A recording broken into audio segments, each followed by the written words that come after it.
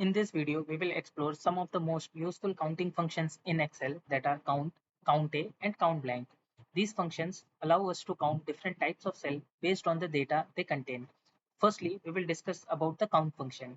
The purpose of count function is to count the cell that contain numeric values. So, as we can see in this data, we are having numeric string, NAs, and blank data.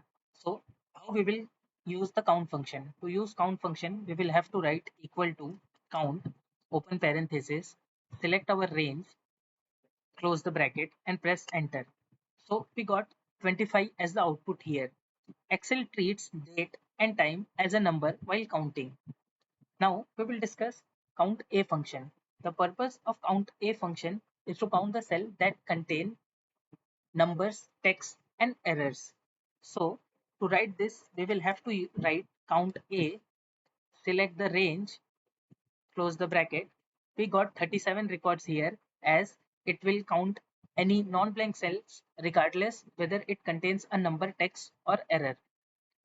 Last, we have count blank function. To write count blank function, we will have to write equal to count blank and select the range.